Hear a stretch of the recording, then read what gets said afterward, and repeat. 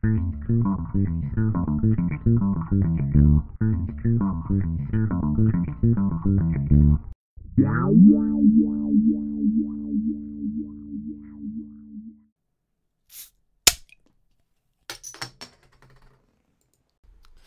up, everybody? I'm Brian Wayne, and this is episode 26 of the Cheers to Comics podcast.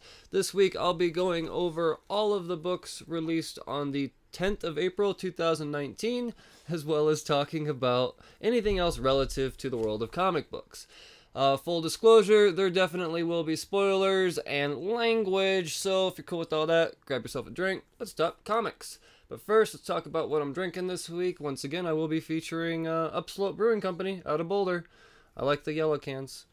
Or orange, as my producer argues. That was Dr. Strangelove, by the way. It was the yellowest thing in the pack. It was the yellow. Yeah, we got a variety pack. So the color of the can may change to the viewers, not the listeners, because you wouldn't know the difference. So, let's get on with the news. Few small topics to talk about. This one I just saw pop up earlier today. We are getting a Wolverine and Blade one-shot coming in July. And this book has actually been in the making for about 10 years. And the biggest indication of that is the fact that Wolverine's wearing his X-Force gray suit from a book 11 years ago. So it's exciting stuff. Who's on this? Mark Guggenheim is writing it, penning the whole thing, and he's not necessarily known for comic books as much as he is the screenwriting for Arrow, the TV show. So that's cool. And then Dave Wilkins is going to be behind the art. And he's more of a cover artist than anything. So it's going to be kind of neat to see what he's doing on some interiors. So that's exciting stuff. It's only going to be a one-shot, but like I said, Blade vs. Wolverine. I think it's exciting enough just right there. Another piece of news is old Infinity Warps is coming back. Infinity Warps is tied into Marvel's latest or last event with the Infinity Wars, like they did.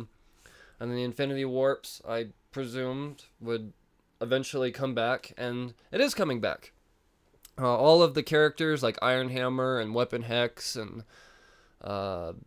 Soldier Supreme and all of them sumbitches are getting an annual. So I think they're going to be produced at a weekly rate. Once again, another July release thing. I have a feeling July is going to be a heavy month because, yeah, like I said, just those two pieces right there along with all the other stuff happening.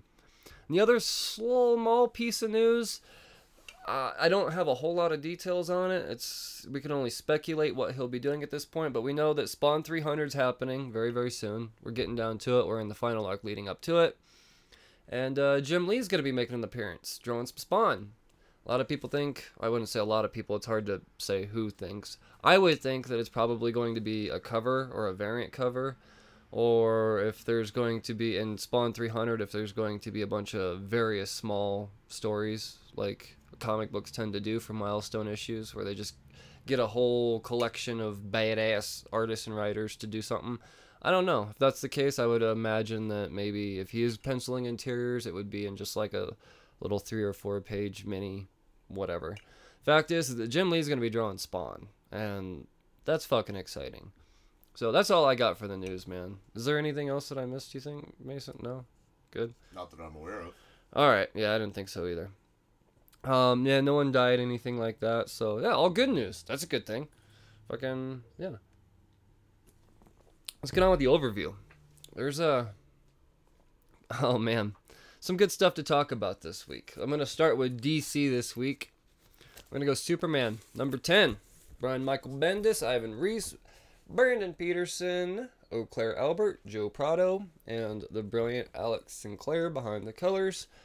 I got Alex Sinclair, Ivan Reis, Joe Prado cover as well. So, Superboy, or John, as we know, is still at the Fortress of Solitude, explaining his time away to Mommy and Daddy, aka Lois and Clark. And where his story left off was explaining how he got separated from Grandpa Jor-El in a black hole, and he came across Evil Mommy. Evil Mommy's a bad bitch. So essentially, she's just chasing him around this universe for a long time. A very long time. And the whole time he's like, well, I guess Grandpa's not coming back. I must have really pissed him off. And then eventually, he does make his way back with a big-ass gun. Well, it looks like something Rocket Raccoon would have built. And he comes in, saves his ass, brings him back to the ship. And you get this whole like, oh, you were gone, that sucks. And, oh, I missed you. And then John realizes how long he had actually been gone. Because when Grandpa shows up, he was like, oh, I'm pretty sure he aged like 10 years. That's weird. And so this is where the kind of explaining like why John has progressed in age so much. And then Grandpa's like, oh, dude, it's only been a day. Like, if you went back to Earth now, your parents wouldn't even know that they would barely even know you're gone. Because it hasn't really been any time in their time. So that's like mind-blowing for him. And eventually, and then he explains, he's like, Grandpa, I wasn't running away from you. Because then he kind of loses it again. Grandpa Jor-El loses it again. He's a fucking loose cannon, man. He just up and down with his, oh, I love you, grandson. And then, I'm going to strangle you, grandson. And then he goes back to that, I'm going to strangle you, grandson mode. And he was like, oh, you left me. And he was like, dude. John's like, dude, if I were leaving you, like, I would have went home. I wouldn't have got lost in some black hole and got chased around by Evil Mommy all these years. Like, I didn't. It was an accident. Like, granted, yes, I wanted to go home. I wanted to leave you, but I didn't run away. And then he hands him this box. Jor-El hands him this box. And as he's handing him this box, boom, big explosion on the ship. And he's like, oh, what's going on? And the hole breaks, and John's flying through the hole.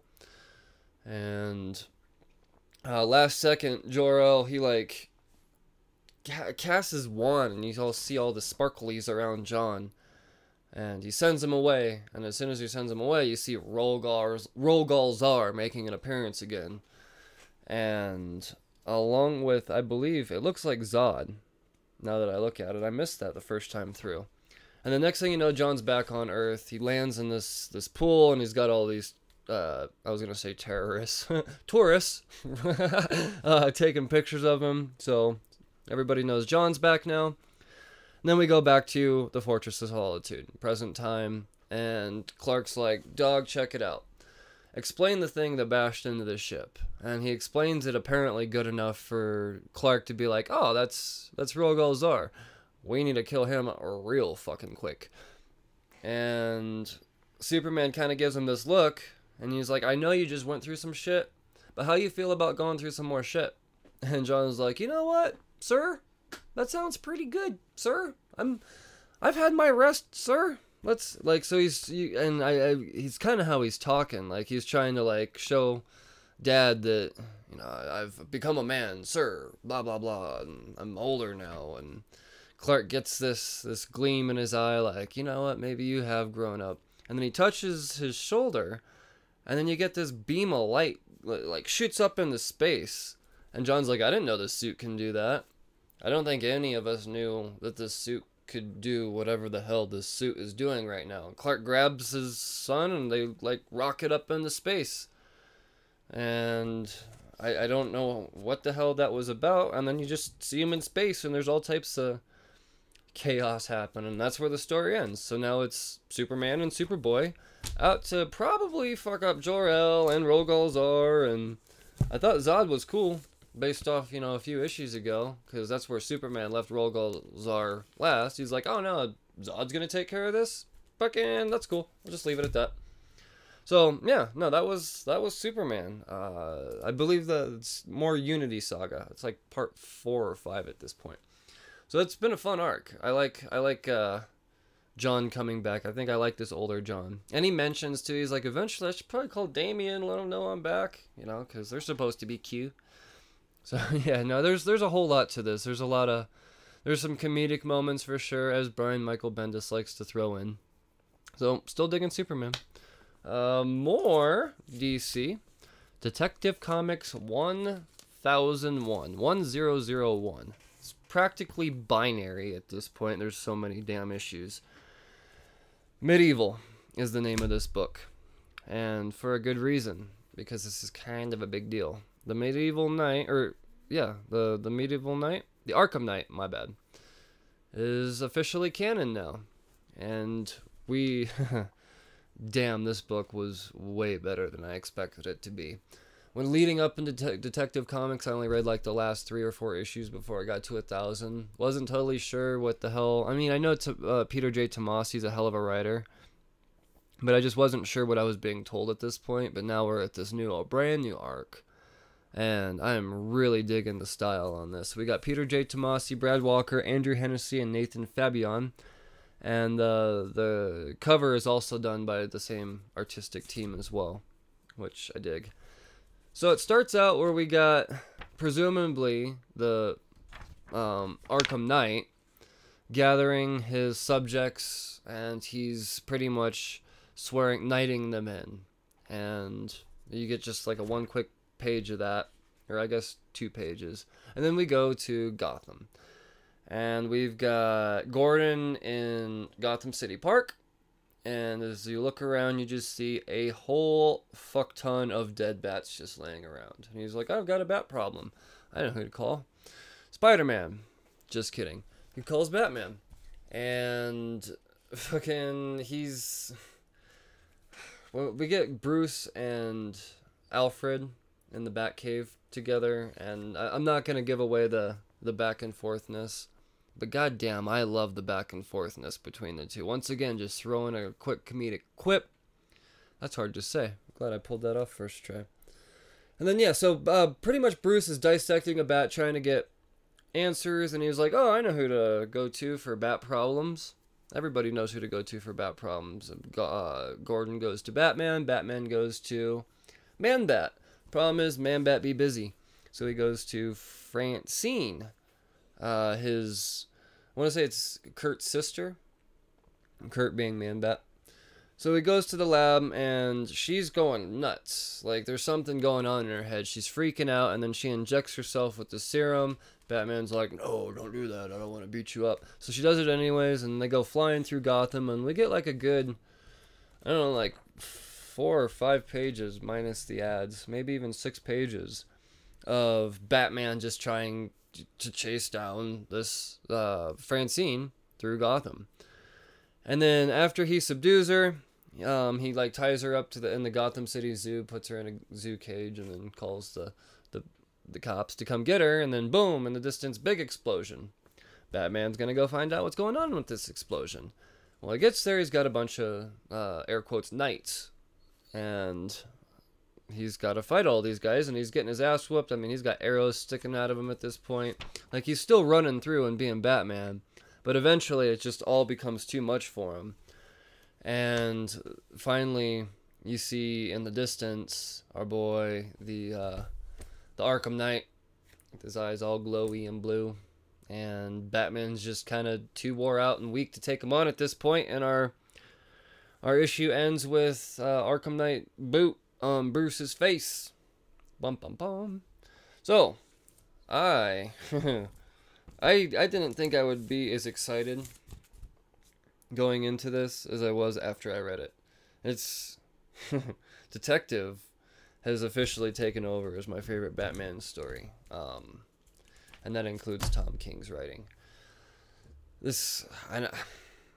Arkham Knight, I don't know dick about him, but I can tell that this is a big deal. And if there's ever a time to jump on Detective Comics, by the way, we get our first glimpse of that new pretty logo too. So it might be kind of confusing because now it says Batman Detective Comics, so it seems like it's more of a, I don't know. In fact, it reminds me of like the Batman 66 logo. That's what it reminds me of, the old Adam West. Dig it. Carrying on. More Batman. Batman Who Laughs, number 4, Scott Snyder, Jock, and David Barron. Cover by Jock. Oh, man. So, the last issue, number 3, left off with Bruce in the Batcave, making himself, or pretty much infecting himself, turning into the Batman Who Laughs. And you see him with the spiky visor over his head, and that's where it leaves off. Well, here we are carrying on, and this is it picks up right where it leaves off. And well, I guess the first page is Batman talking about Dick Grayson and Robin, so you get a little bit of sentimentalist going on there, kind of relating to something else down the road. But then we go right back to the Batcave, and Alfred is horrified when Bruce turns around and sees the spiky face. So he rips the visor off his head, then you get like the red crazy Joker eyes.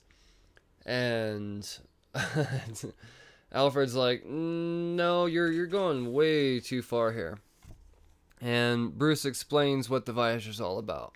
And this is actually a very, very big reveal, because I haven't caught this yet, but that visor is more than just something to make Batman Who Laughs look incredibly fucking scary.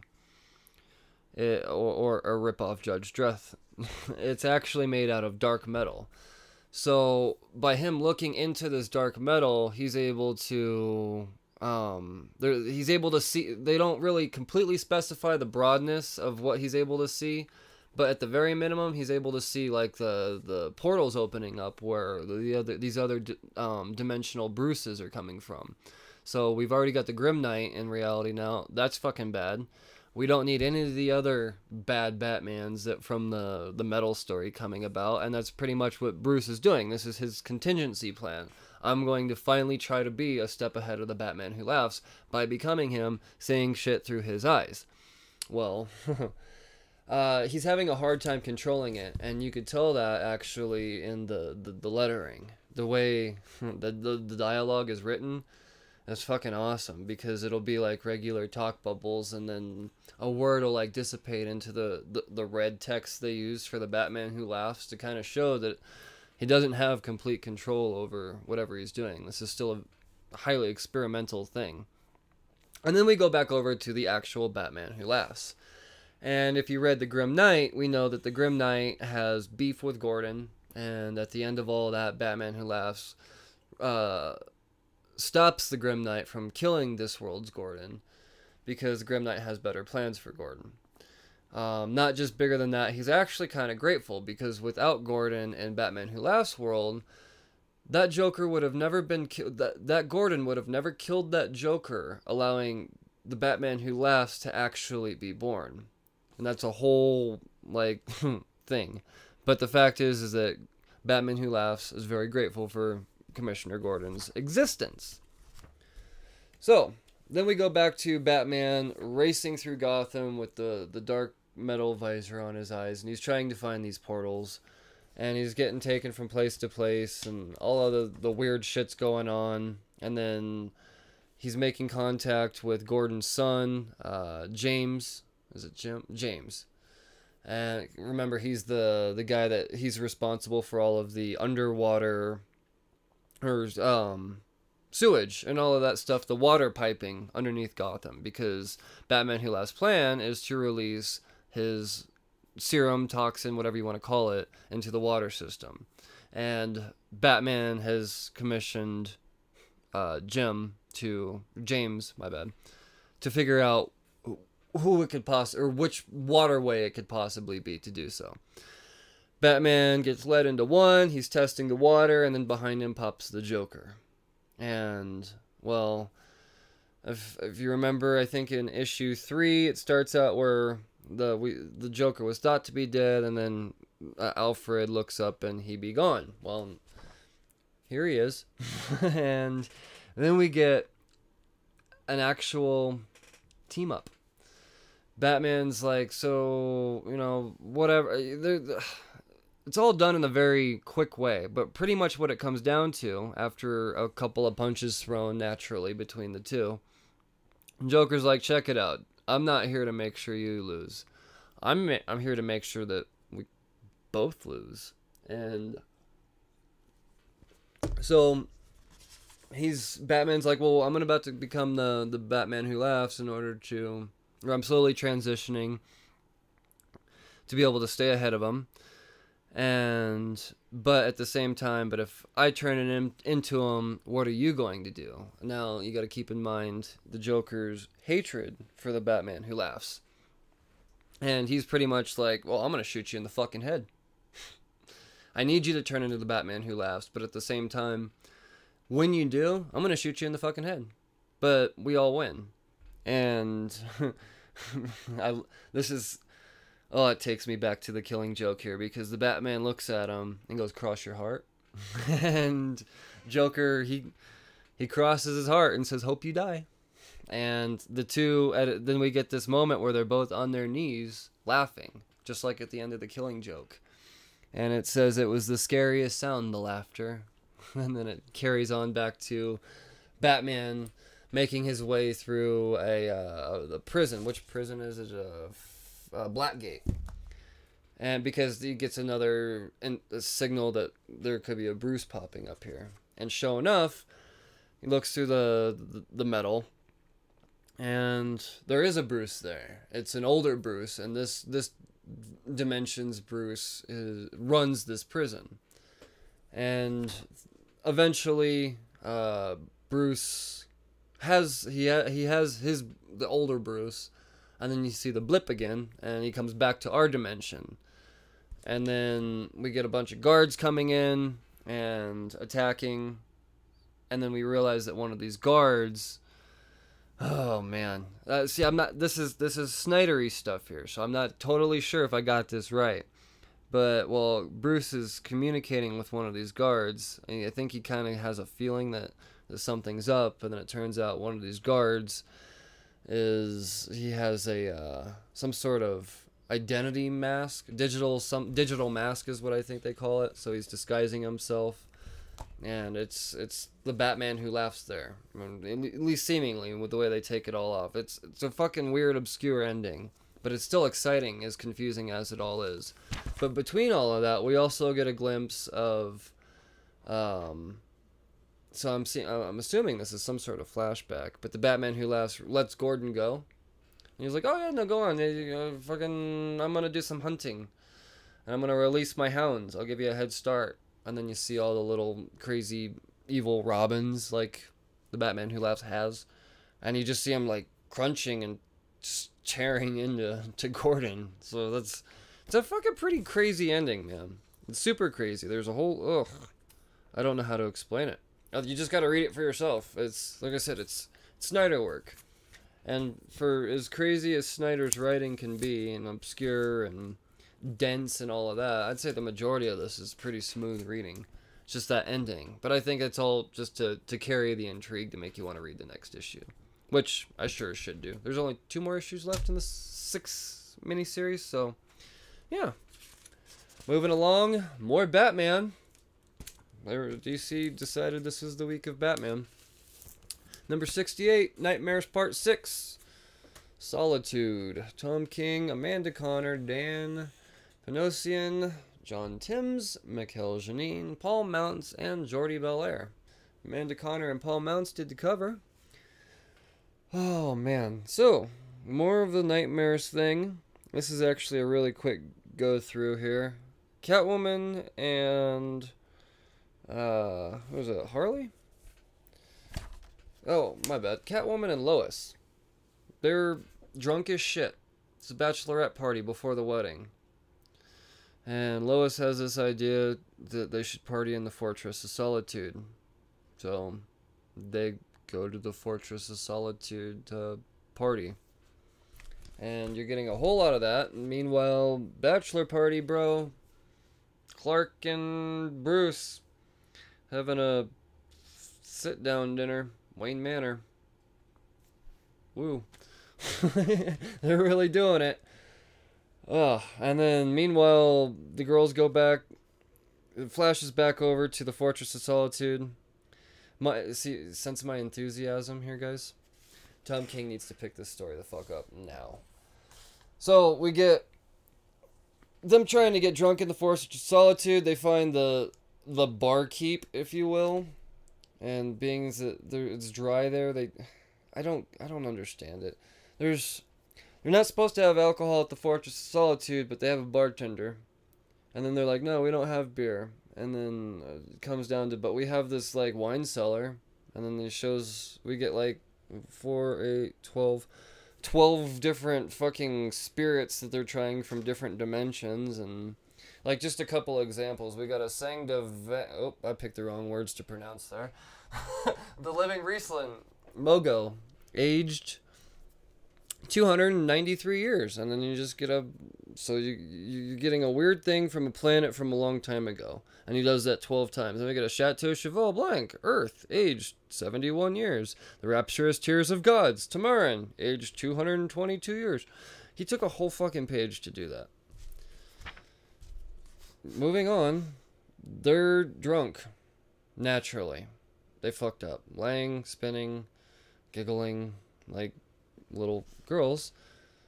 And then back to the party. Bruce showing paintings. What the fuck is going on here, man? I don't understand the symbolism of in any of this at all. There's got to be some sort of symbolism to this. Seriously, readers, can explain something to me. Like, get on Twitter. Fucking, what am I missing here? What is going on? This 6 issues is. The only thing I could think of is that I was right the whole time. The wedding wasn't gonna happen in 50. He was gonna wait till issue 100 to do it. And as we get closer to that issue 100, we're getting more and more hints that this wedding will actually happen. And this has all been a mind fuck the whole fucking time between issue 50 to whatever comes out to be. That's just this is all I could think of at this point. I wouldn't be surprised if the nightmares went on for the next 22 issues at this point, knowing Tom King. And it's so disappointing to say because I'm a major Tom King fan. Like, I know what he's capable of. I just don't understand what the fuck he's getting across here. So, please, fill me in. Because the fuckery just continues to go on and on. The guys are watching a fucking football game. The girls are getting naked in a pool. They're trying on Superman's clothes. And they're like, oh, let's call the guys. I got Jimmy Olsen's pager right here. We'll get the guys here or we can go home. And they hit Jimmy Olsen's pager and Superman's like, oh, Lois is in trouble. Or Jimmy's in trouble. Oh, he's at the Fortress of Solitude. And then they show up and then the couples are like, I love you. And that's where it ends.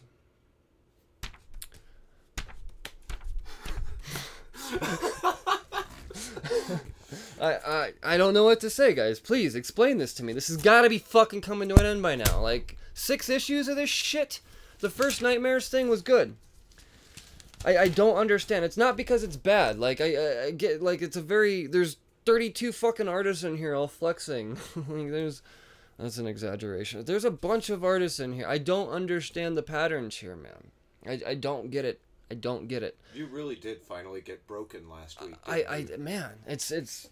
I just wish Tom King would explain. Get on fucking Twitter and just give me a fucking hint. I follow you. Give me a hint as to what the fuck is going on, man. Please, somebody that's a fan of this, please explain why I should like this, because I don't get it. I'm done with DC this week. I'm gonna end on that note. I'm gonna move to Image. All right, my first book this week from Image Comics. I've only got 2 indie books this week, so yeah. Outer Darkness. Been following this one from the beginning, so we're now at issue number 6. John Layman and Afu Chan. Our last issue left off with kind of the team splitting up. Sato Shin's like, oh no, I'm gonna fucking go do this and be shiesty this way. And Briggs is like, oh, we're gonna go do this and like fuck some shit up this way. And that's what's happening.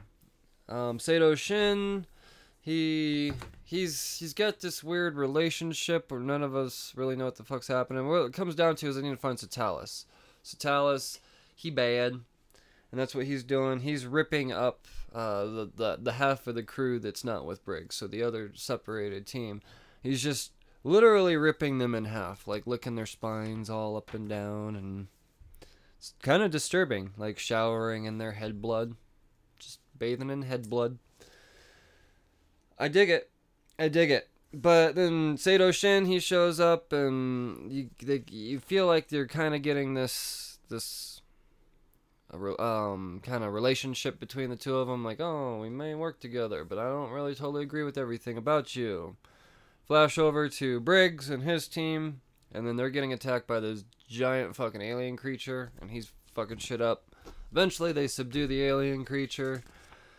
Meet back up with Sato Shin. Everyone's all skeptical because Sato Shin shows up with Satalis in chains, and no one's real like confident about any of that. They're like, I don't know if I should trust this guy, especially since the fact that Sato Shin's died like 7 times and has very, very, very easily made his way back to the ship every single time.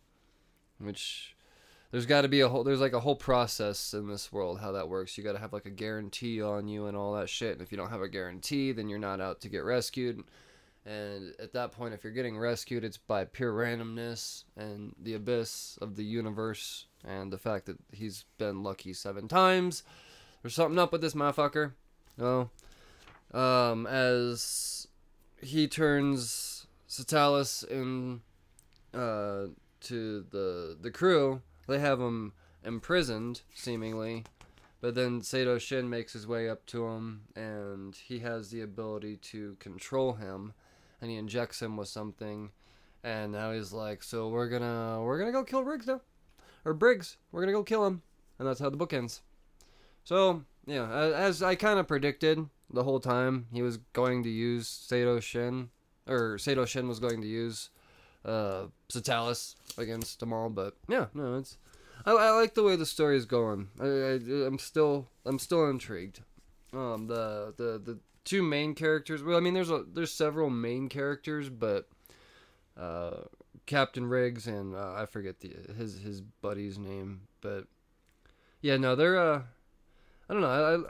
I don't know what to say about this book really, other than I'm still reading it. It's probably not the strongest issue, I think, is what I'm trying to say out of the series. But moving along.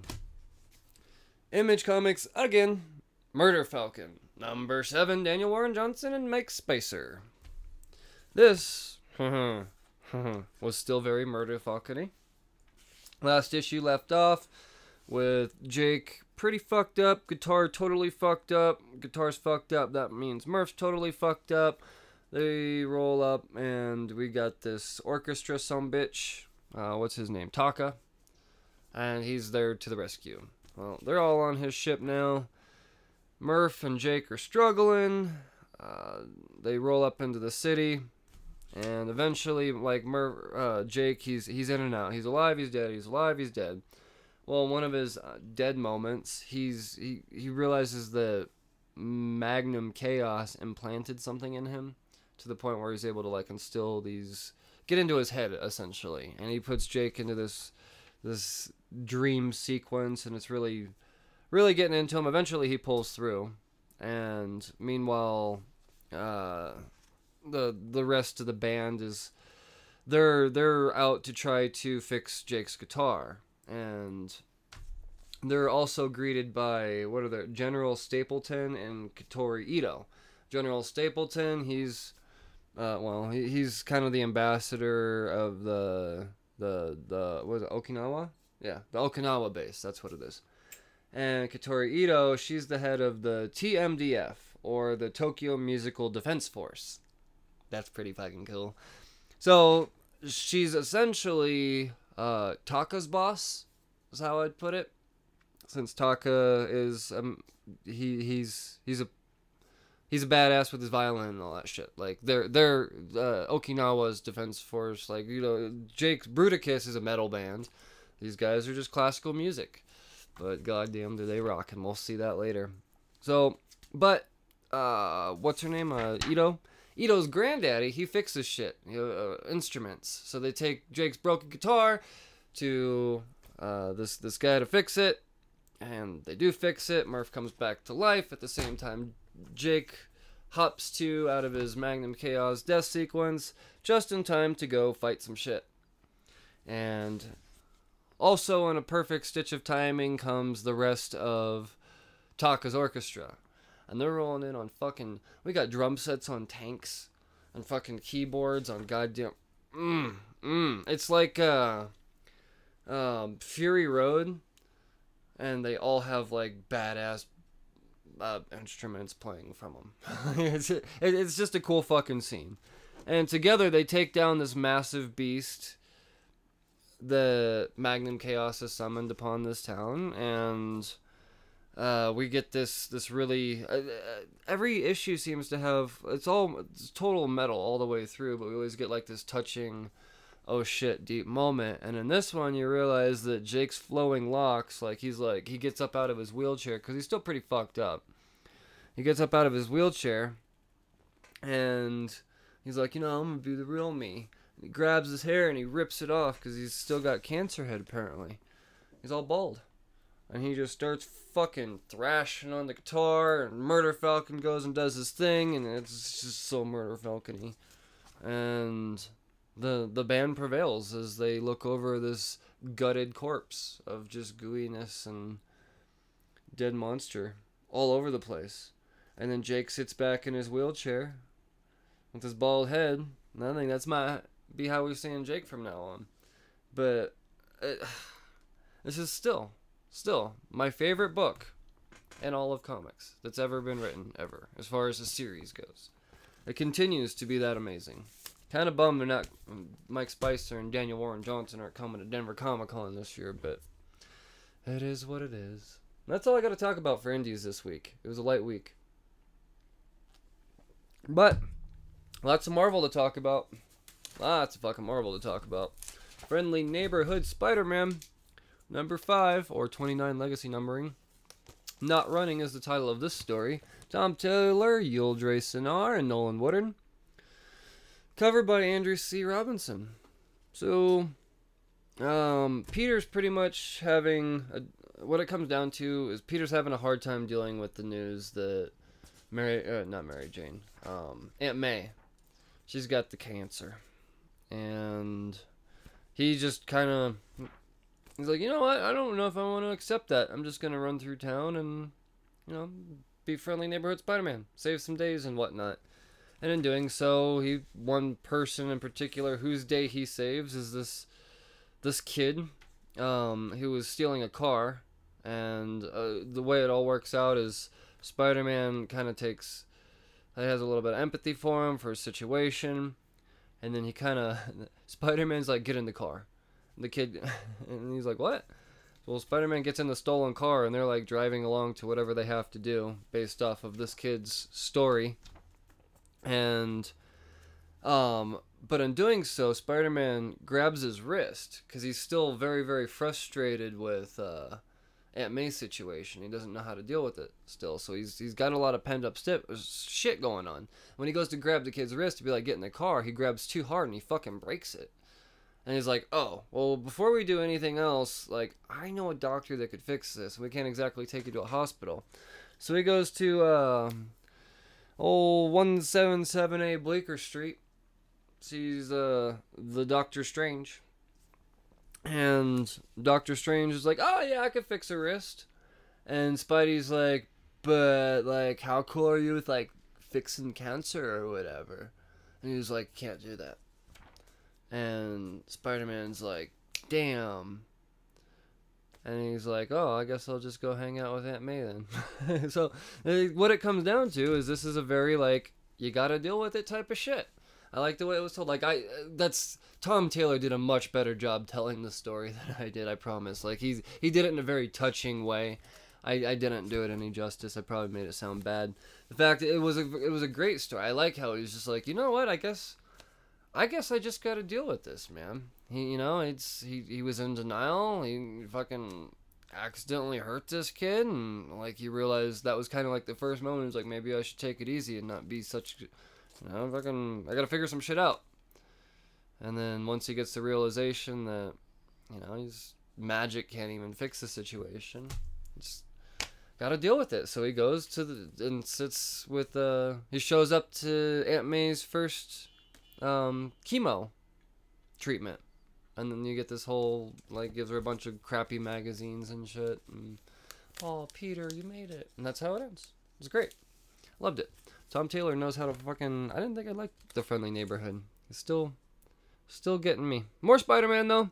Amazing Spider-Man number 19, Legacy 820. More of the Hunted story. Part 3, to be exact. Nick Spencer, Gerardo Sandoval, Edgar Delgado, and Eric Arcianega. Cover by Humberto Ramos and Edgar Delgado. So, it starts out with Black Cat and Billy locked up. And she's still trying to figure out how the hell to get out of here. So it's kind of alluding to something there. Cut over to Kraven and Little Kraven, or Kraven's son. And Kraven's son is kind of having this... He's pissed off at his daddy. He's like, dude, why are you having all these rich son of a bitches that you don't even like? Like, you actually... You'd be cool if they were all dead. And you're going to let them hunt all of these guys? Like, we should be out father-son hunting these motherfuckers. Especially Spider-Man. You're going to let someone else try to take that from us? And so you're kind of feeling some tension there, some headbutting. And then we go over to the actual, the Thunderdome, where everyone's being chased by the cyborg Cravens and all of that shit. And Spider-Man's still in black suit for whatever reason. And we're pretty much just kind of, Vulture, from here, Vulture pretty much takes over the story. Vulture is there to... And like, oh, you know, I don't really like you, Spider-Man, but I feel like we're team up, blah, blah, blah, blah, blah. You're just getting a whole lot of Vulture, and then he tells the story of what happened to, oh, shit, what's his name? Well, we had issue number 18.HU, or the Gibbon, that was it. We had the Gibbon story, mini-story. I didn't really discuss it, because it was so just whatever. Well... We touch on that a whole lot more. And then Vulture's using that story as kind of a leverage for the rest of all of these people being hunted to kind of, oh, let's rally around it. And then just as you think everyone's being cool, Rhino jumps in and he's like, fuck you, Spider-Man. I still got problems with you. And then Vulture steps in again and he's like, no, you don't. And then we go back to Black Cat. And she's fucking with this guard. The guard's like, you looked at me a lot. And she's like, I have looked at you a lot. I'm like, what the fuck is that supposed to mean? And then you realize that she's inducing bad luck on him. And she's explaining, like, what type of bad luck this guy could have. Like, anything could happen, you know? Like, you can go to shoot me right now and the gun can backfire on you, or... Yeah. Or that cage behind you with that snow leopard could open. And then that cage behind him with that snow leopard opens and it mauls the shit out of him. And then that's her and Billy's way out. So they don't need Spider-Man to save them. Then we cut back over to Arcade. And we got Taskmaster meeting him up in the sewers. And you see Taskmaster's dragging this chain behind him. And we got these glowing eyes behind him. And you realize there's still another big old beast creature that needs to be subdued. And we got the lizard. Looking probably the best the lizard has ever looked. That is the coolest drawing of the lizard ever. So the hunted continues. I think this issue boosted back up. The issue 2 was kind of dipped a little, but we're right back. I like the fact that they focused on Vulture a whole lot. You know, I didn't do any justice as far as the dialogue that he goes, but it was very Vulture-y dialogue for sure. Carrying on, X-23 number 11, Dear Gabby Part 1. Mariko Tamaki, Diego Arlategue, Walden Wong, and Chris O'Halloran. Covered by Ashley Wooder again. So I think she's had all 11 covers now, and all of them have been stunning. So this is actually a pretty simple issue to go through. This is the aftermath of old Tuwoks, or Scout, as we could probably call her now. All the cyborg clones is what it comes down to. They all blowed up. And Laura and Gabby they still have very different thoughts about it. Laura's more like, life goes on. Gabby's like, that bitch could have been cool. And yeah, so they're off doing a little mission. And during that mission, there's a whole lot of disagreement. And then by the time they get back from that mission, Gabby's like, you know what? Fuck you. Fuck the way you do things. I'm out. And this is pretty much the separation of Laura and Gabby. Like, Gabby packs her shit, and Jonathan, and she gets the fuck out. And Laura, through the whole time, she's narrating her loneliness, you know, and then you realize what the loneliness is from now. So, yeah, which you kind of had an idea to begin with, but nevertheless, it's kind of a sad one. Like, this one didn't really have any of the fun moments that usually are thrown in the X-23 story. There was one, I will say, during their little mission, some guards approach, and Gabby goes to swipe at him, and he, like, dodges real quick, and then just the way the paneling goes, you gotta look real close to figure out what the fuck happened, because there's no dialogue at all. And then you realize that, like, part of the front half of the armor of the guard just, like, completely slipped clean off, so he's standing there all bare-chested or whatever, and they got, like, a look of awkwardness between them. But other than that little comedic moment, like, this wasn't, and I'm not saying it's a bad thing that it wasn't loaded with the comedy that this book usually has. It really shows the weight of, oh shit, maybe these two are splitting up. And there'll probably be 2 or 3 issues where these guys are off doing their own fucking thing. Laura's gonna be sad, Gabby's gonna be discovering that she probably still does need an older figure. I don't know what's gonna happen. But I have faith in Mariko Tamaki. Totally took over Tom Taylor's character. Like, killing it hard. More Clawed Mutants. Dead Man Logan number 6. This is a big issue. I didn't think the happenings of this issue would happen. I mean, we're only halfway through, and I'll get to more of that later. Ed Brisson, Mike Henderson, and Nolan Woodard, covered by Declan Shalvey. So, at this point, we got the Mysterio thing. That's all resolved. Sin and all of that shit. That's all been resolved. Logan's sitting on the dock of the bay with Steve Rogers, and he's pretty much saying, my bad, didn't mean to try to kill y'all. And Steve Rogers is like, nah, we cool. And Logan's like, alright, well, I gotta make sure I get all this shit off my chest, because this is gonna be the last time I ever see him again. And you're like, oh shit, say word? Like, nah, you still got 6 issues to see this motherfucker. Do we? And then essentially this is what we're getting for the rest of this book is Logan's going through and kind of saying his last goodbyes to a few people. Just a few. But he goes to what is it? Mariko Yoshida. He goes to visit her house, and he's like in the shadows as she gets home, and you get this whole awkward moment, like, oh, we were supposed to be married. Like, that's his ex-fiance. And he's he has to explain to her, like, so I get married way in the future. Like, we never actually got married, but in the future I do get married. And he shows him it's kind of creepy. He shows him a picture of this kid. He's like, this is her now, but in 50 years, like, obviously she's not gonna be a kid.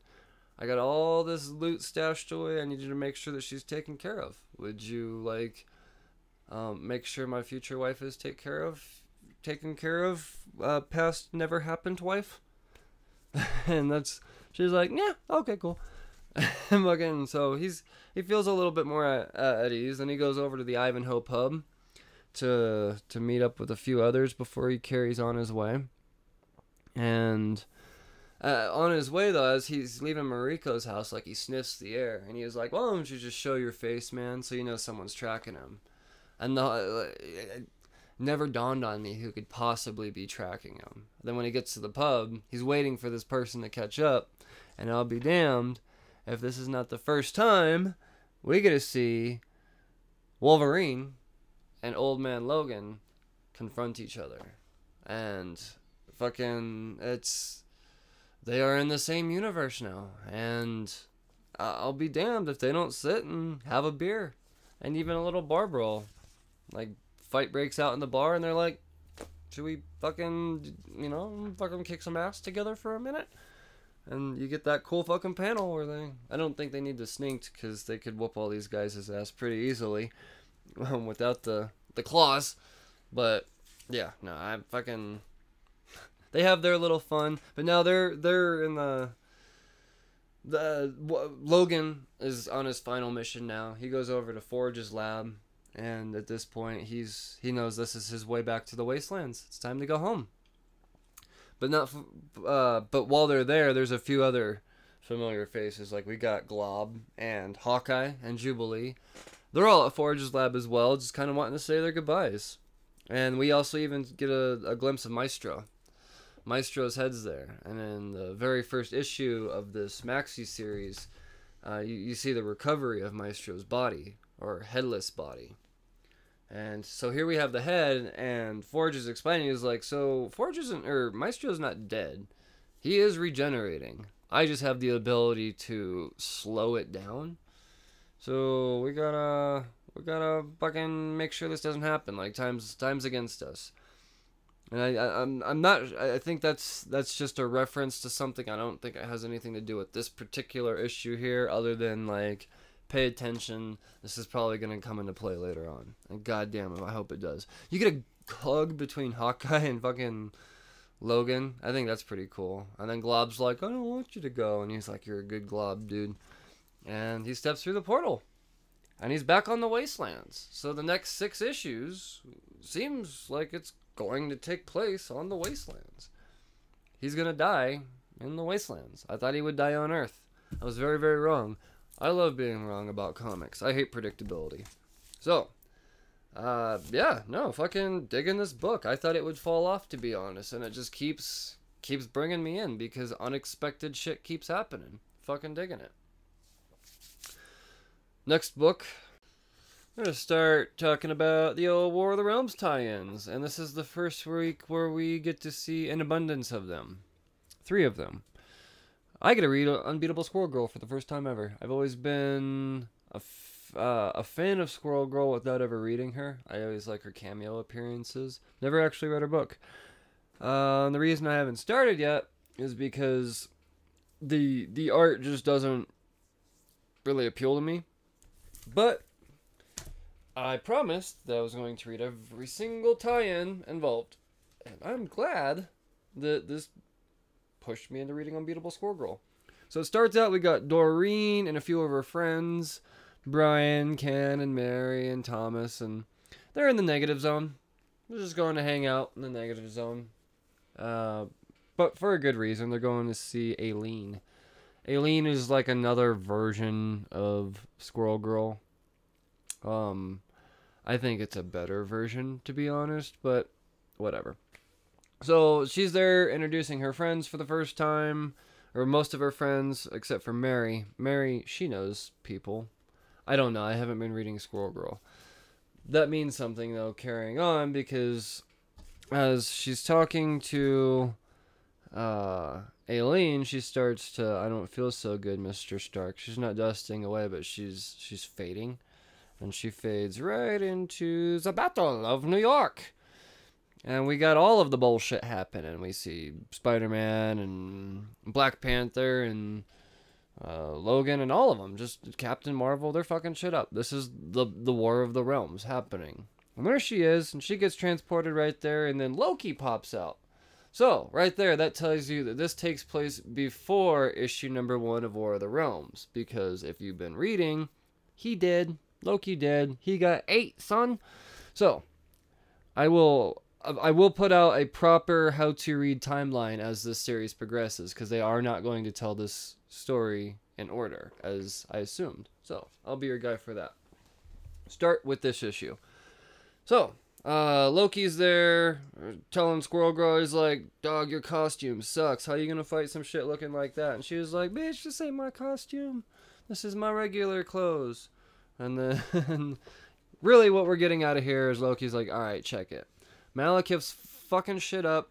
He's already got a plan to divide up the world amongst all of the bad son of a bitches. Like, North America is going to be the land of the frost giants, and South America is going to get the kingdom of the dead, and Africa is going to get the land of the angels, and Europe's going to get the land of the dark elves, and Asia gets the land of fire, Australia gets the kingdom of the trolls, and Antarctica gets the kingdom of Roxxon Incorporated. So, fact is that Loki needs Doreen to go to Canada, because that is where the base of the Frost Giants is, and he's relying on Doreen to beat them, to be the one to defeat the Frost Giants. I mean, she has defeated Thanos single-handedly, so why the hell not, right? And she's like, alright, cool, just like take me back like to the negative zone, and let's grab my friends first, and then we could go back. And he was like, what the fuck's the negative zone? She's like, wait, you didn't bring me here? He's like, no, no, what? So we get this moment of confusion. And then he's like, well, that's beyond the point. The fact is that I am not going to allow anything bad to happen to Mary. So Loki's got a crush. So that's what's going on there. Mary being one of her friends in the negative zone, like I said. She means something to the unbeatable Squirrel Girl that I'm not aware of. She goes to Canada. That's where her parents are. And she even has a moment, she's like, Loki, I can't like tell you where my parents live in Canada, because then you'll like know who I am.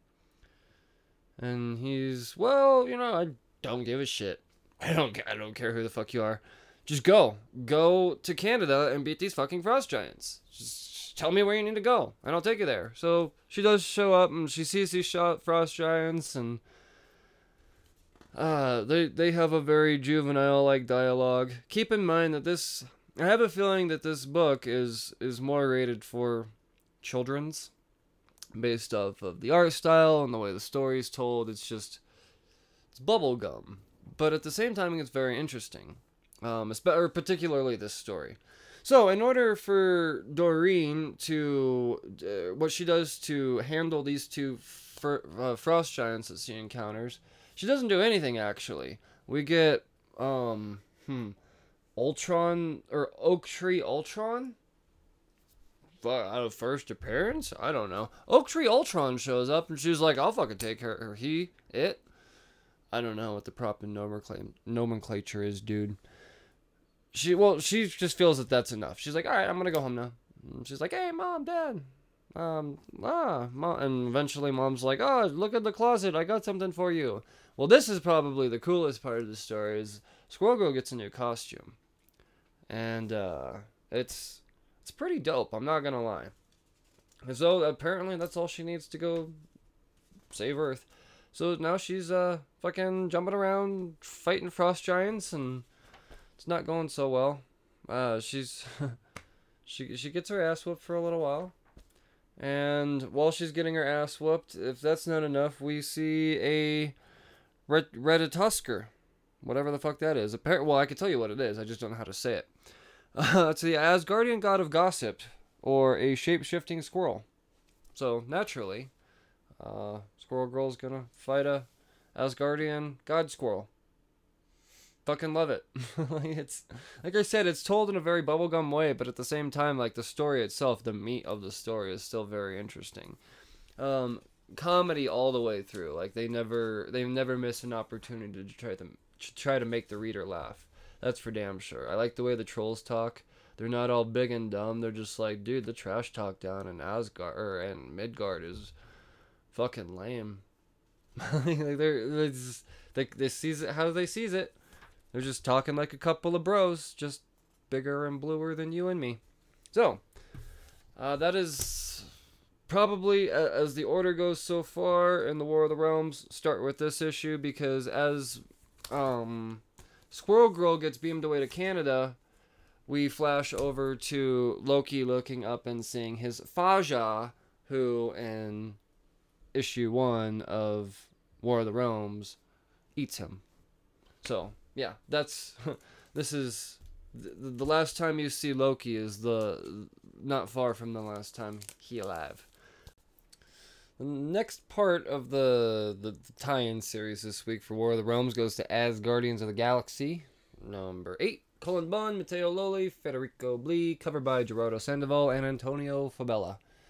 So we get our Asgardians, they on what's left of Asgard, and they're like, check it, we got this, the Naglfar beacon, right, Uzrael? And he was like, oh yeah, no, it's back on the ship, it's cool, no one's fucking with that shit. And then they turn around and you see Heimdall, and he's like, so that trap that you tried to set for the beacon, it ain't shit. Meanwhile, check it out, I got a piece of the Rainbow Bridge, and I got I think they just call it like the magic horn or something. Apparently that's something cool. But the fact is, Heimdall's there, and he's explaining, he's like, check it, if I need all of the shards of the Rainbow Bridge, so that's what I'm out doing right now, and you just so happen to be here, don't have enough. and I need all that to be able to get the army or what, there's not enough track, but I do have enough power to get you guys down to some shit that's going down. So chickadee check it. And then he transfers them to the battle of the fucking Manhattan.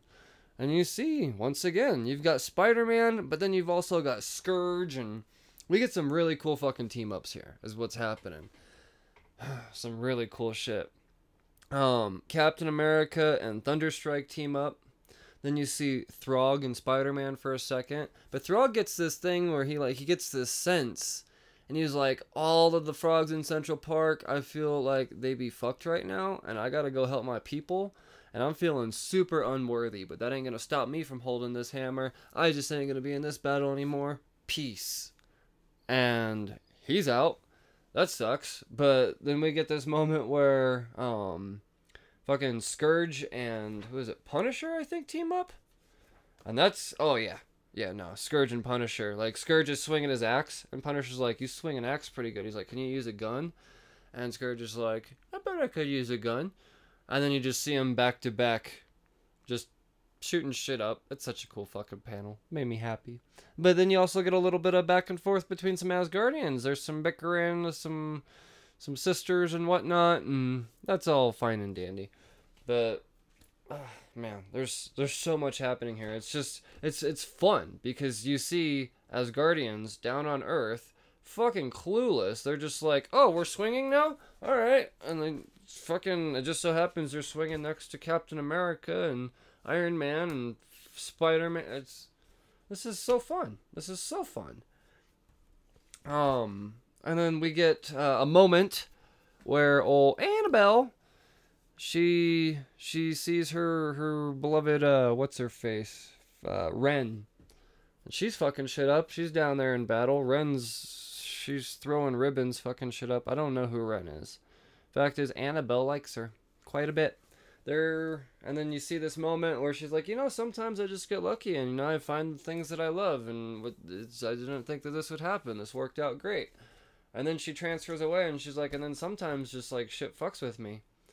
And then you see her standing, what I assume to be Asgard again, but it's like all built up.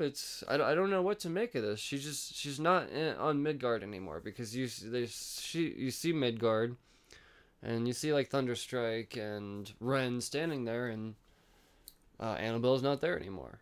And she's like, sometimes shit just fucks with my head. So I think we just got fucked with right there as well. A wonderful issue. I think that this book's going to tie in a lot more to this story than one issue. Same thing with Squirrel Girl. I think they're both going to tie in more than just be like a one issue tie-in. I think several issues are going to all fall into it. I'm cool with that. Last tie-in for War of the Realms of the week is one that I was very, very intrigued by. This is a title that's been around forever that I've never got to read. Journey into Mystery, number 1, or Legacy 656.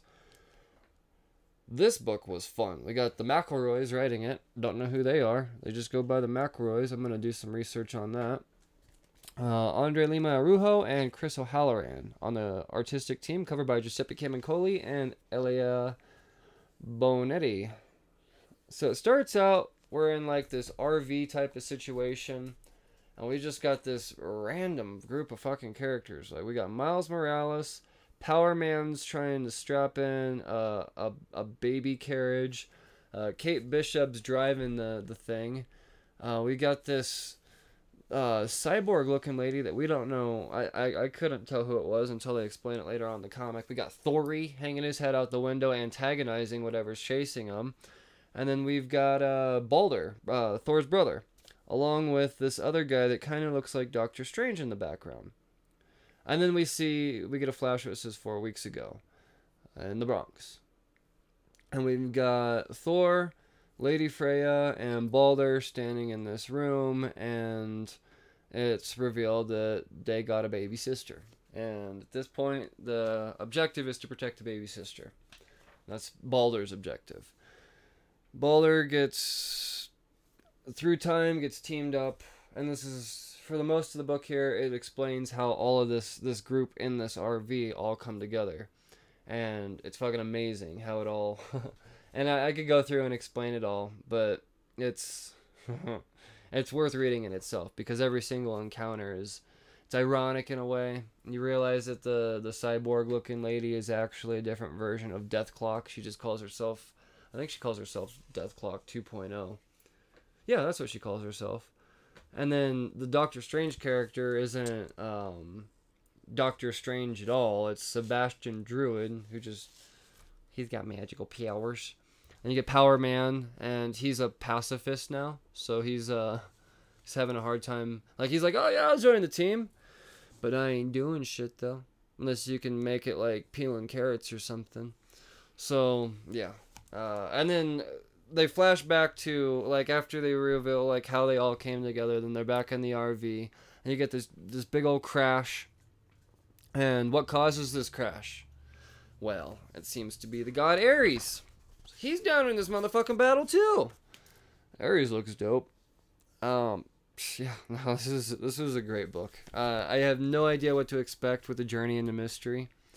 I didn't know what it was about. I just know it's an old Stan Lee, Jack Kirby creation. So I like that they brought back the name of the title for War of the Realms. I think it's very fitting. Last overview book of the week is also Marvel. We got Avengers No Road Home, number 9 of 10, or Legacy 716, Al Ewing, Jim Zub, and Mark Waid, along with Paco Medina and Jesus Abertov. I went with the cover B connecting covers of the 3, so number 10 will finish that out. Done by Matteo Scalero and Moreno Dionisio. So you open the page and right off the bat, you're like, what the fuck? Because you got Blue Marvel leading a team involving America Chavez, Wasp. So right there, you're like, cool. And then you see these other characters where we got Gomi. Don't know who that is. I'm assuming that's the guy holding Bill the Lobster, because it's a green lobster. He's a superhero. Don't know these people. If you guys know who they are, let me know. Do you know any of these people? You know who Bill the Lobster is? Nope. Cool. The fact is we get this new team, and then that's it. Like, they just cut away. So, very, very intriguing. So, in issue 10, some shit's about to go down. Then we go over to Planet Euphoria again. We've got all of the Avengers in one spot with Nyx. Planet Euphoria is embodied by this figure in itself. She's like, check it out. I am Planet Euphoria. I got that last shard that you need, Nyx. Why don't y'all tell me what you want? What are your desires? And I will decide who the shard goes to. So for the majority of this book, you get all of the characters individually saying what they desire. So you got Hercules, and he's like, I just want to be, I'm not revered as a drunk again. And Spectrum's like, light, like, I'm all about light. And Rocket has his moment, and Vision says something, and when Vision says something, Vision says something about, like, being mortal or whatever. And then Conan steps up, and he's not necessarily asked what he wants, he just interrupts Vision's thing. He's like, you're a fucking fool, you stupid machine. Like, he's very confused as to what Vision is.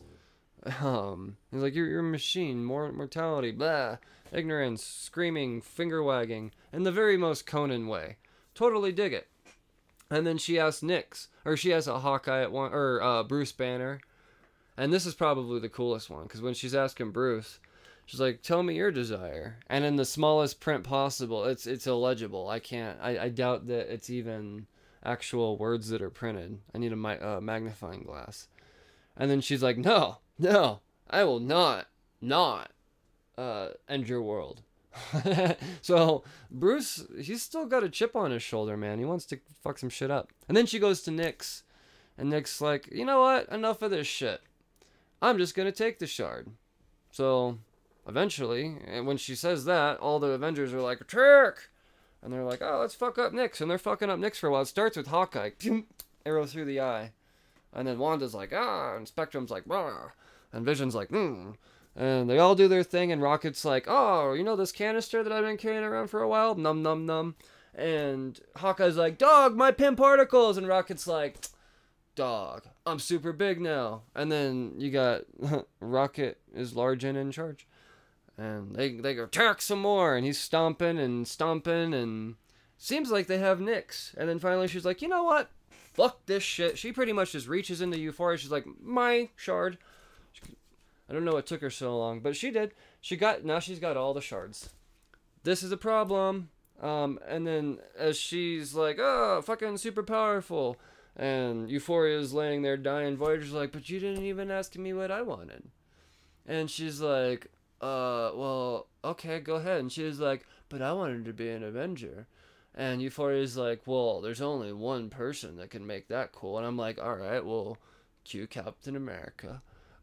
And she's like, no, me. And she makes a glowy fish. She's like, Avengers Assemble. So, yeah, she does that. Meanwhile, at this point, they're dimension hopping. Led by Voyager, you got all of the Avengers. They're pissed. They know that they are fucked because Nick's got all the shards. They're dimension hopping. Eventually, they realize that there's this door they got to go through, and as they're traveling through space and everything, the mortals are slowly fading away. And it gets down to the point where it's just Hercules and Vision. And Hercules knows that the only way he's not going to make it through that door himself. It's up to Vision and his machiny ways to de-densify himself. And he makes it through the door, and he's on his own to fight Nyx. Bum, bum, bum. That's where the story ends. This book was... and the entire time, the main narration this time was done by Hercules, so it's kind of his redemption, whatever. But I love how it was done. I still love that Conan is very out of place in this story, and he's very aware that he's out of place. So yeah, no, it's fucking dig it, man. Totally dig it.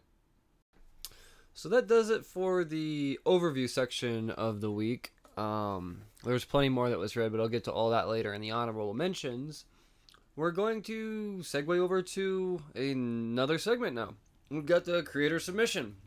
This is when random indie creators that are trying to get their stuff out there, they hit me up and they're like, hey, we review our book. So at this point, this is not an overview as much as it is a fair review. This week, I'm featuring The Music Maker #1, S.K. Malveaux and Andres Quezada Pena. Very, very, very, very pleasantly surprised with this one. It is anything that has to do with music, I'm automatically intrigued. As you know, my favorite book in the world is Murder Falcon.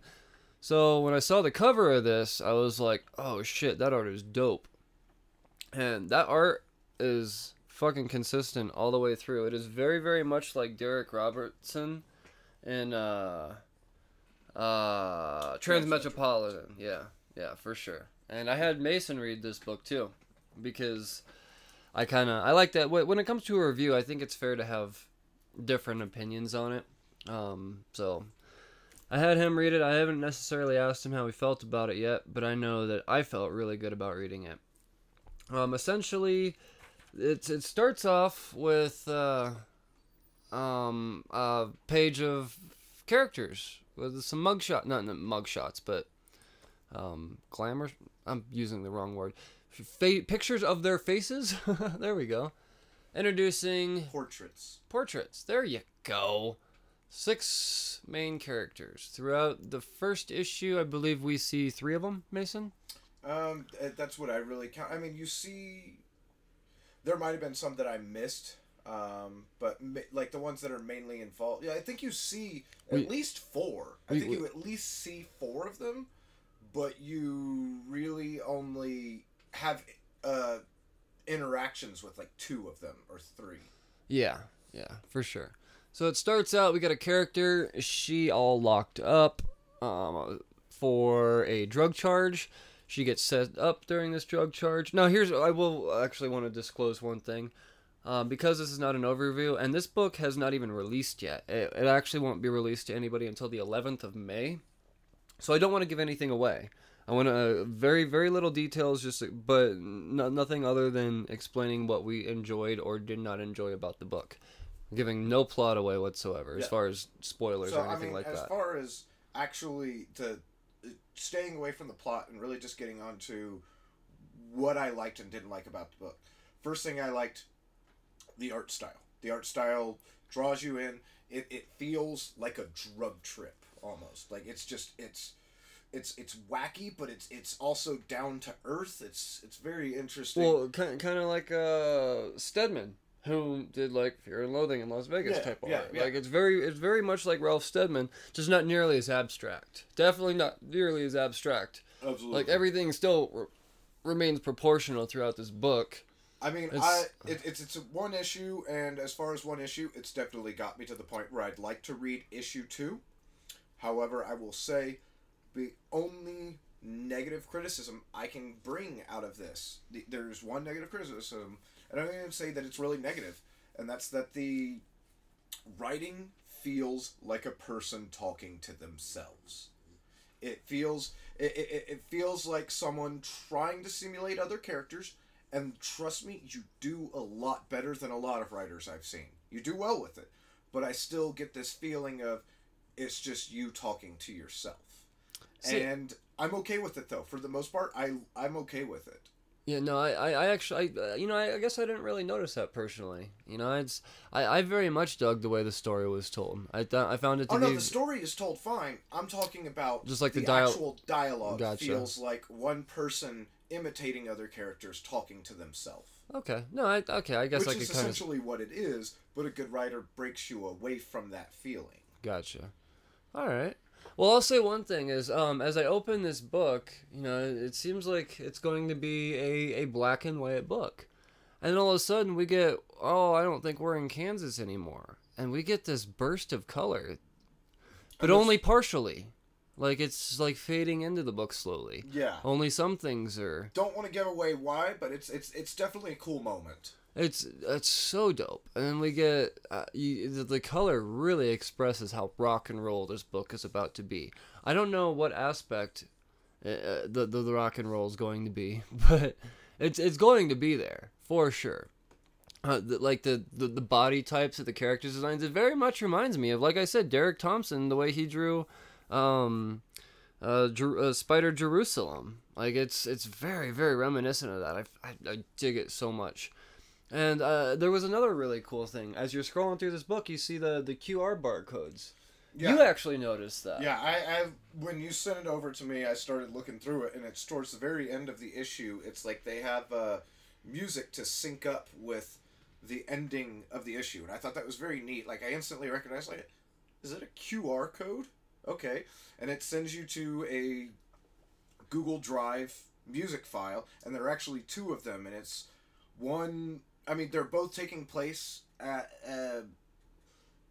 pretty close to the same scene, but the last one really feels like they set it up to be outro music. Like, this is like, you're at the end of the issue, here's a little play out, and I thought that was really neat. Yeah, for sure. Who is it that is actually... what was the band that did that? It's Silver something. I'll post the all of the links in the descriptions for sure. What is it? Society of the Silver Cross. That's who the music is featured in this. And in issue 2, when it comes out, they have somebody pegged potentially to... They're gonna feature music, and I'll be damned if that's not fucking cool as shit. So they're a new comic book company creators trying to get out there, but at the meantime, they're trying to boost musicians and stuff like that, trying to get their shit out there too. Like, I don't know how big Society of the Silver Cross is. For all I know, they're huge in Norway. I don't know. I haven't heard of them though. So they're the fact is they're still boosting people, whether they're mainstream or not in my area. I find that so cool. There's I just like artists working with artists in all different aspects. I don't have anything poor to say about this book. It's art reminiscent to one of my favorite graphic novels of all time. Obviously, it doesn't falter visually. And the way the story goes, I like, it's going to sound really bad saying this, I like a grimy story involving a lot of fucked up shit with drugs and stuff. And this is definitely a grimy story involving a lot of fucked up shit with drugs and stuff. So, I mean, it's there's an audience. I mean, I'm part of this audience. I like it a lot. A lot. So, S.K. Malveaux and Andres Quezada Pena. Make sure you guys check out The Music Maker, #1. Official releases on May 11th. I'll have all types of information in the description of the podcast and all that stuff too. So, yeah, fucking good job, guys. Thank you so much for submitting. And any other creators out there, if you got stuff that you want reviewing, you're looking for a little bit of exposure, send it to me. Full disclosure, I don't like fucking manga, so, if you send me manga, I'll review it, but I don't... He's gonna have to look to me for for an outside opinion. Yeah, Mason's definitely my manga guy for that. Other than that, and don't send me, 500 pages, send me a few... Webcomics are great, even if you're doing webcomics, send me fucking webcomics, I love this shit, man. So, fact is, keep creating, fuckers. Thank you so much for submitting. Alright, so at this point, I'm going to talk about all the other stuff that I got around to reading, but doesn't necessarily find anything to particularly overview about the book. Whether it be based off of ignorance, or just it would have been too quick of an overview. So let's start out with that. We got Symbiote Spider-Man. One reason I didn't really choose to overview this book was because of, for one, we got plenty of Spider-Man as it was.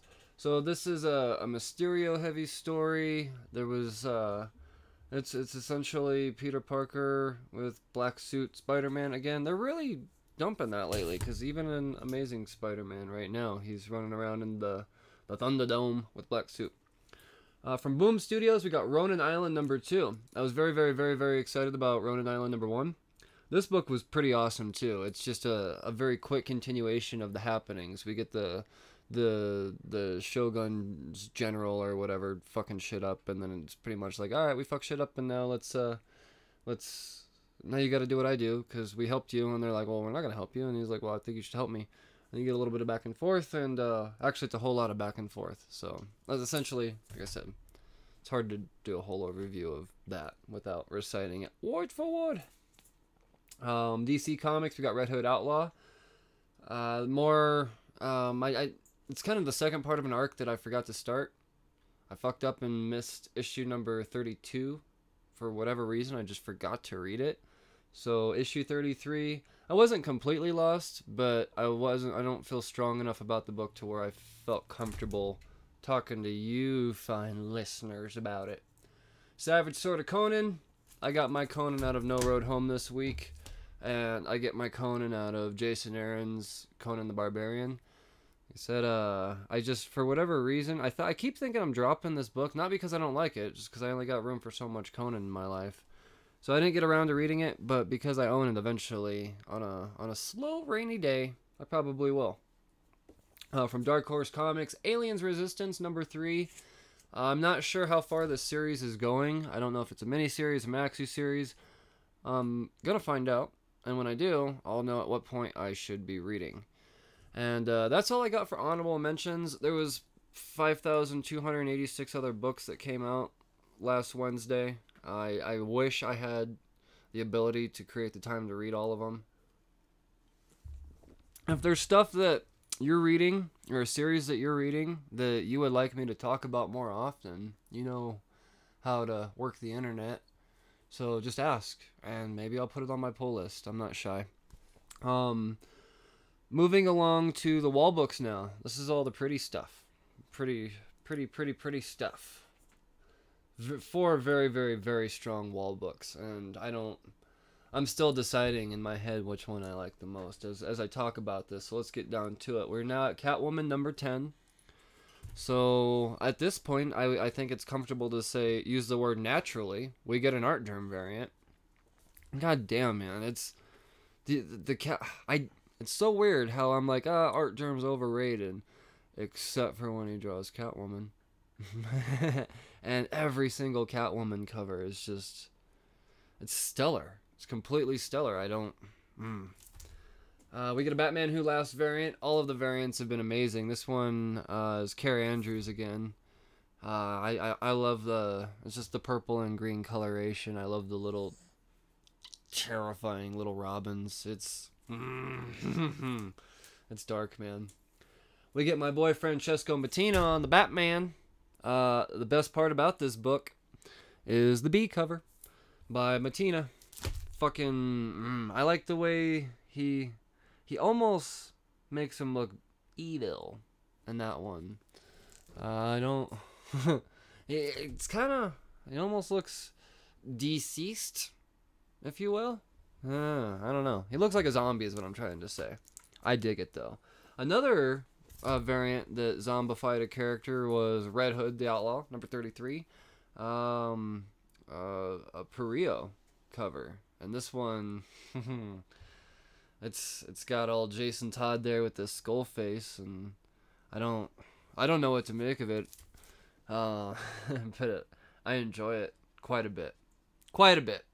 So at this point, I guess I need to start making decisions. I don't know if you guys care or not, but my favorite books of the week, and all the categories and whatnot. We got, I guess let's start with the cover. I don't even know if my cover of the week goes to a wall book. I think it only makes sense that it had to. Dude, the fucking Red Hood cover, I guess. I'd say the Lucia Perio Red Hood cover is just off the fucking wall. It's gonna go so good on the wall. So good.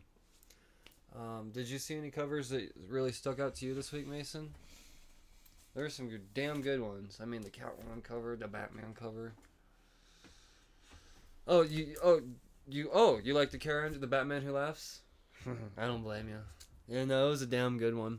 Actually, when I saw it online, I didn't pre-order this one because the digital picture just didn't do it justice. But then I picked it up and I was like, damn, that's badass. Damn good.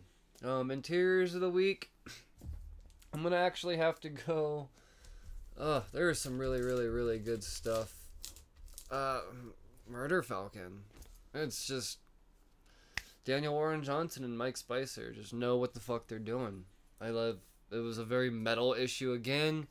It fucking brought it. It really brought it. My book of the week, probably Detective Comics, actually, just because of how surprised I was. I didn't know what to expect going into it. I like seeing, I guess, it's kind of, now that I think about it before I say it, I like seeing Batman getting really fucked up. And Batman got really fucked up in Detective Comics this week.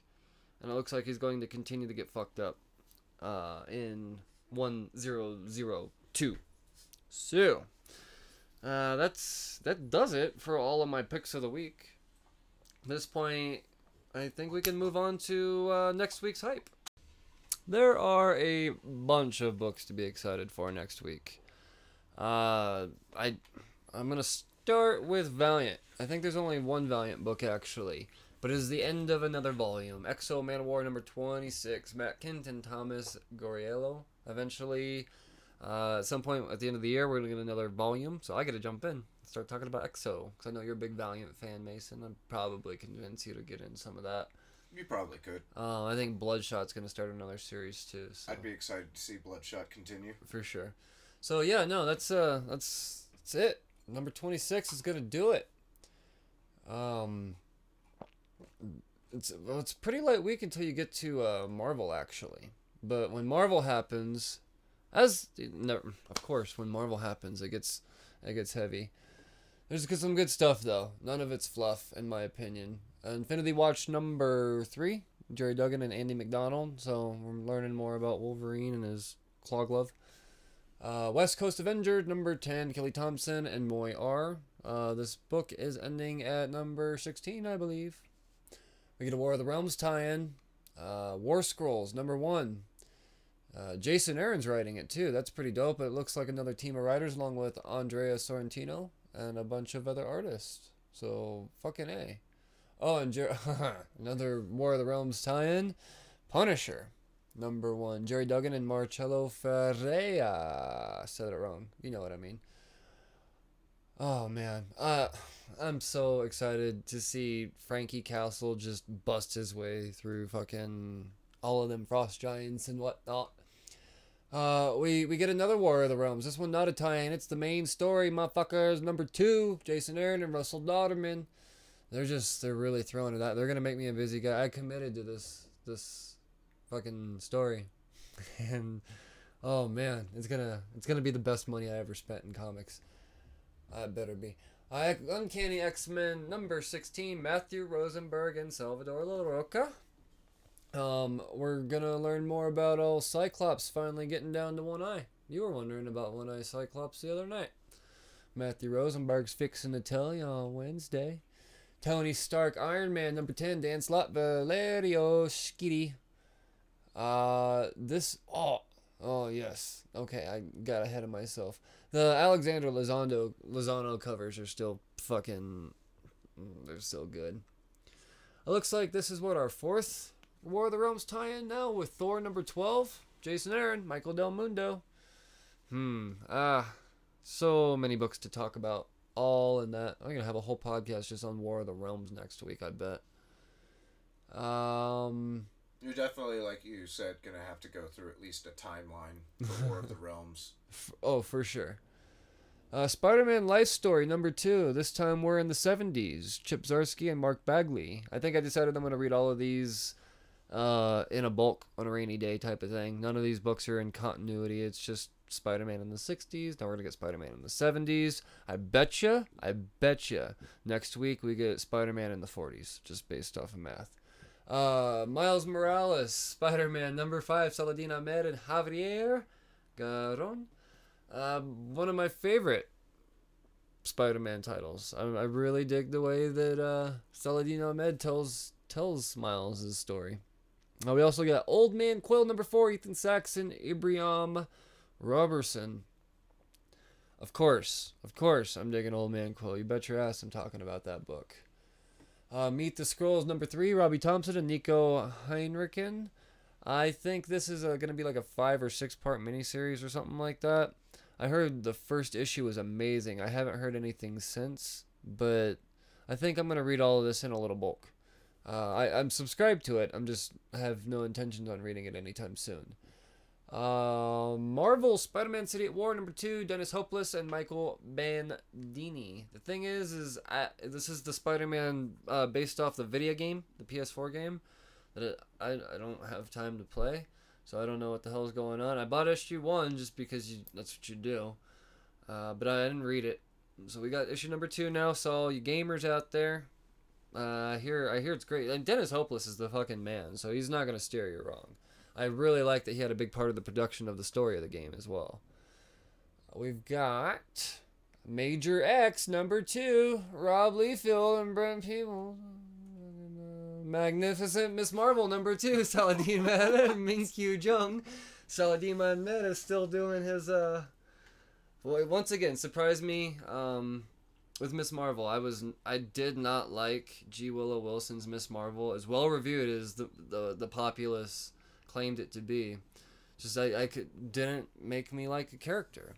Saladin Ahmed, based off the first issue, didn't even necessarily change anything about this character or the aspect. It was just I'm just told the story better, and immediately brought me in. So I am subscribed to a Miss Marvel title. There's probably a lot of Facebook people from last year that probably want to say I told you so. Listen to the podcast, you get to say it. Guardians of the Galaxy number 4, Donny Cates, Jeff Shaw. Of course I'm reading it. Daredevil number 4, Chip Zdarsky and Marco Cicchetto. Super strong start to a Daredevil run. I really liked the last run. Oh shit, what was his name? I forgot the guy's name that wrote the last book, because he's been quiet in comics. But I'm not going to talk about a guy whose name I can't remember. Fact is, Zdarsky's killing it, and Marco Cicchetto is maybe one of my favorite interior artists of all time, and he's just getting better because he's a newbie. He's a fucking newbie, and he's. We get the conclusion to Avengers No Road Home. Al Ewing, Mark Waid, Jim Zub, and Sean Azaski's behind the art on this one. I can't wait to see how Vision saves the day, I'm assuming. If that's not what happens, I'm okay with that too. We get Spider-Man Hunted tie-in story with Nick Spencer and Chris Bachalo. We got 19 Point HU. I believe this one is going to revolve around Lizard. So the HU tie-ins are kind of sympathetic sob stories about some of the villains trying to humanize them based off of what I saw in the last couple. Hopefully this one brings me in just a little bit more because I know this villain a little bit better. Age of X-Men Next Gen number 3, Ed Brisson and Marcus Toe. I stopped at number 1 on all of the X-Men mini-series or whatever. I think I'm going to read them all in bulk. But at this point, we're at number 3. Same with The Amazing Nightcrawler number 3, Shauna Maguire and Juan Figueredo. Moving into Image, it's going to be a good week for Image. We got Oliver number 3, Gary Whitta and Derek Robertson. Remember how I talked about Derek Robertson earlier? He's doing fucking Oliver now. This has been a surprisingly awesome story. And the fact that Gary Whitta is new to comics, he's a screenwriter. And, yeah, no, dig it quite a bit. Middle West number 6, Scotty Young and Jorge Corona. I'm impressed that Scotty Young decided not to take a break after issue number 5. I had thought that would happen, but it's continuing on. I fucking dig it.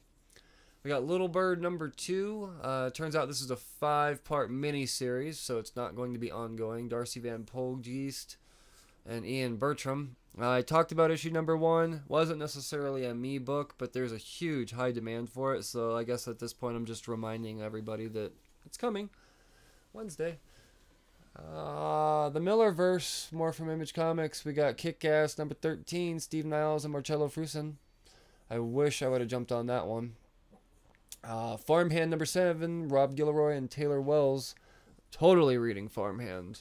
It's totally caught me by surprise. Dig it quite a bit still. It just gets better. East of West number 42, Jonathan Hickman and Nick DeGrata.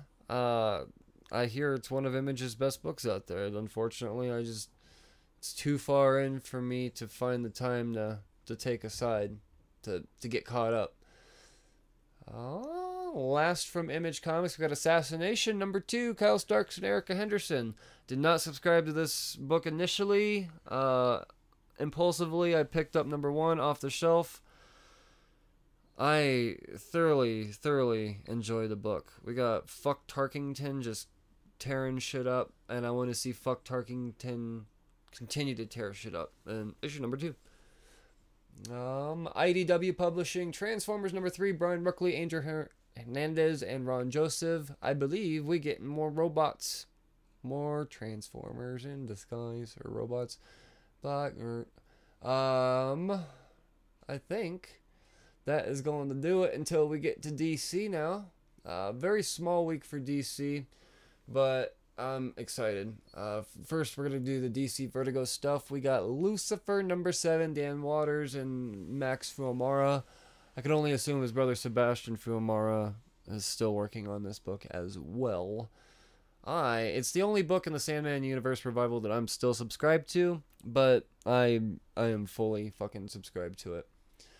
American Carnage number 6, Brian Hill and Leonardo Fernandez. A book that I am not subscribed to, but I hear is highly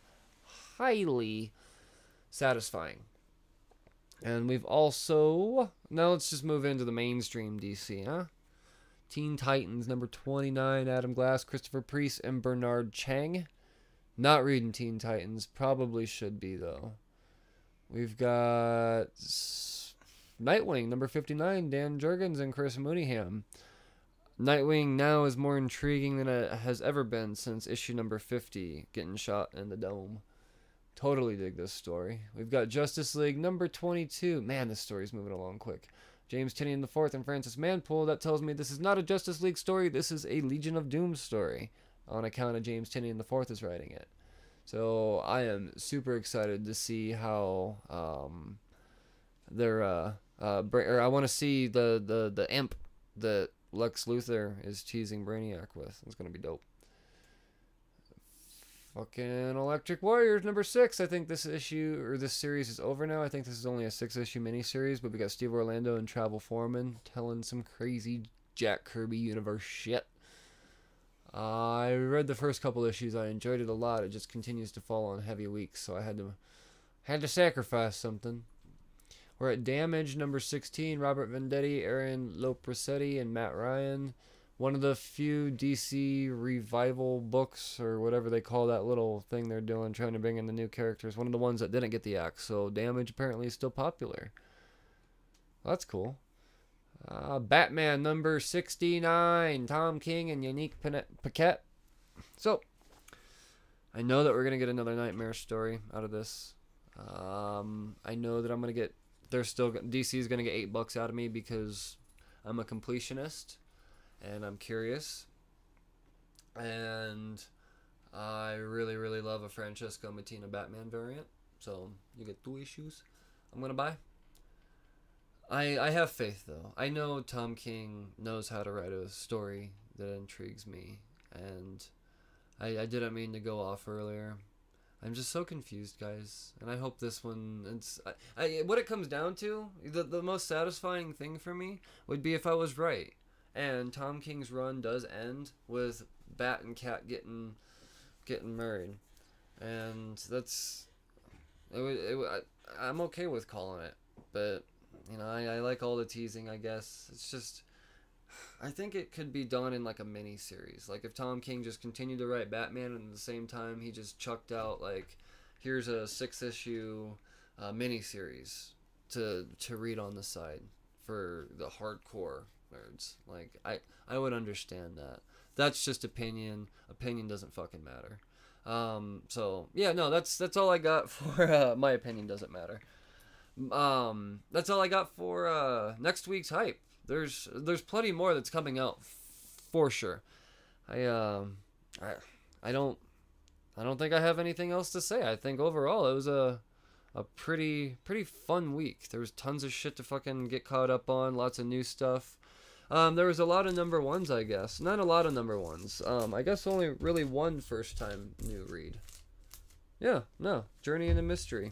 Oh, and Squirrel Girl. So, yeah, no, my number 1 first time does gonna go to Journey into Mystery. It was dope. So, yeah, no, those are my ending thoughts. Make sure you guys catch our Hellboy podcast that came out not too long ago. Thought it was pretty cool. And you know where to find us. I want to push Patreon this week because it started to roll in. Pretty proud of that. We're still working on the editing for the YouTube Hellboy podcast, though. Yes, no, that'll be up soon. Yes, thank you. I appreciate you reminding us about that. That will be up soon. It has not been forgotten. So, yeah, no, all the social media for all the questions. Guys, once again, I'm going to say, like, for the 5th time, all you Batman Tom King fans that are loving the Nightmare story, please, fill me in.